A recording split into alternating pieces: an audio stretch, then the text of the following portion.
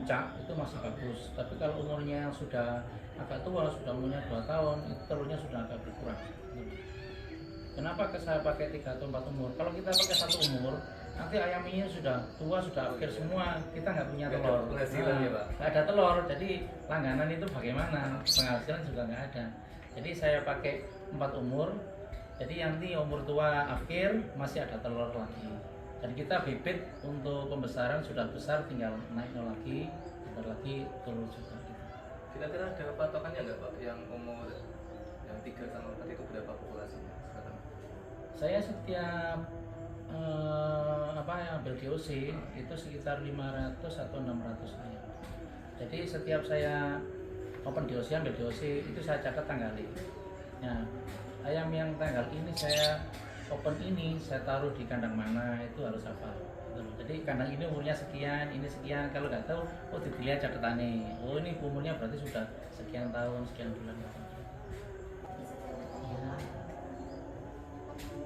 Air yang digunakan setiap harinya itu berapa banyak, berapa perkiraan? Saya pakai air pump, air PDAM. Jadi kalau katakan yang air minumnya tadi pakai paralon yang biasa, kalau memang itu udah asal ya kita isi, itu aja. Kalau yang pakai yang otomatis itu kan tinggal minum aja ya, gitu. Pokoknya jangan sampai ayamnya nggak minum. Terus biasanya telur yang udah dipandu itu kira-kira jenis usianya itu gimana? Kita sore sudah ada yang ngambil lagi.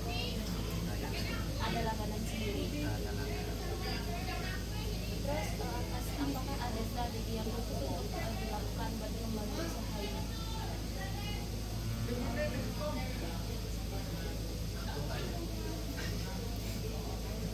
Nggak ada sih Pak. Mungkin lebih ke mencari itu aja sih Pak. Kedepannya ya itu aja sih Pak. Nggak ada yang lain sebenarnya. Terus penyakit apa aja sih yang biasanya menyerang si telur? Banyak Pak. Banyak. Sampai mau tahu yang mana ini? Yang akhir-akhir ini itu aja. Kalau untuk yang akhir-akhir ini kita lebih di stres Pak ya. Di stres karena pergantian cuaca. Bukan hanya panas saja Pak ya. Ini lebih ke dari panas ke dingin biasanya. Itu biasanya diikuti di virus Orisa. Itu ada obatnya sendiri. Itu pun ngambilnya dari sendiri atau ambil dari pabrik kayak dikirimin gitu. Oh iya, kita untuk vitamin atau antibiotik kita ini untuk setiap penyakit kita ada obatnya. Satu lagi kalau Obat, vitamin, dan vaksin. Kalau kondisi normal biasanya kalau kondisi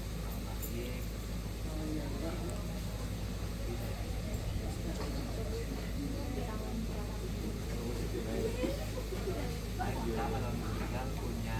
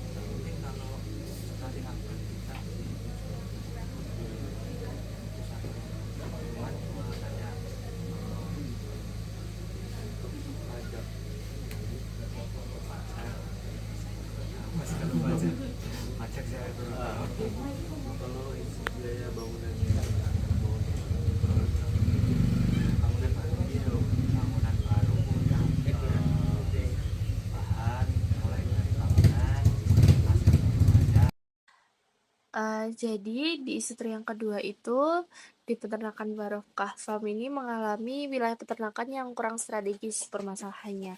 Pertama tuh dari jangkauan jarak yang terlalu jauh. Nah, jangkauan jarak yang terlalu jauh dalam transportasi panen ayam tuh bisa terganggu. Terus dekat dengan pemukiman.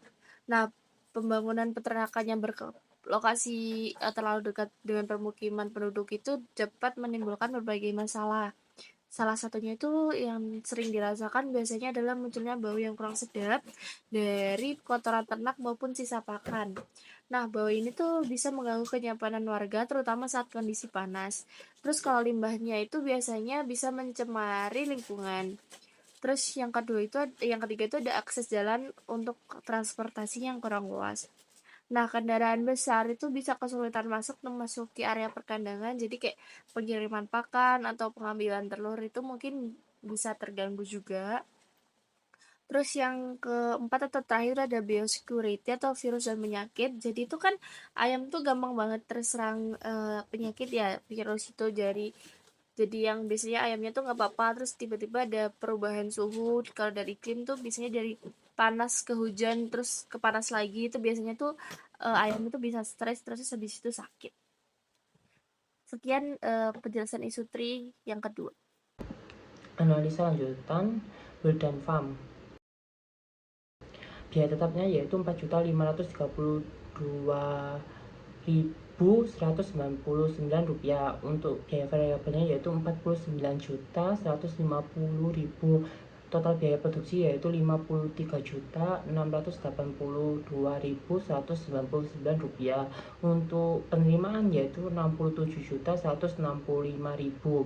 Untuk rasionya yaitu 1,25, di mana peternak tersebut layak diteruskan karena lebih dari satu. Terus untuk BEP harga telur yaitu Rp18.014.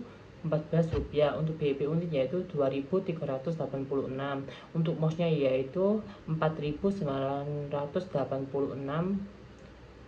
Untuk keuntungan kotornya per bulan yaitu Rp13.482.801. Untuk per tahunnya yaitu sekitar Rp161.793.611.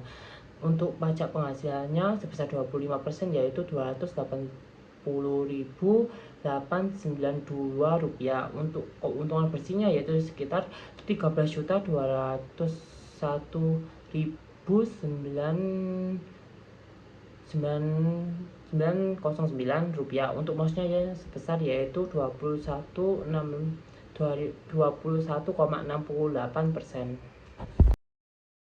Lalu selanjutnya yaitu ada Barokah Farm, yaitu memiliki biaya tetap sejumlah Rp66.242.074.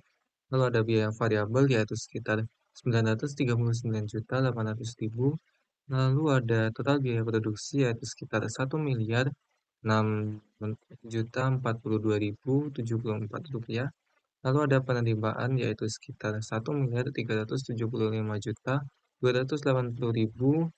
Lalu ada BPH, lalu ada R plus C ratio yaitu sekitar 1,37, BP harga sekitar 16.767. Lalu ada BP unit yaitu sekitar 44.713 kilo. Lalu ada MOS yaitu sekitar 6.233. Lalu ada keuntungan kotor atau EBIT yaitu sekitar 369.237.926.000. Lalu ada pajak penghasilan dengan 30% yaitu sekitar 9.230.948. Lalu ada keuntungan bersih atau PAT yaitu sekitar 360.006.978. Lalu ada mas persen yaitu sekitar 27,1%.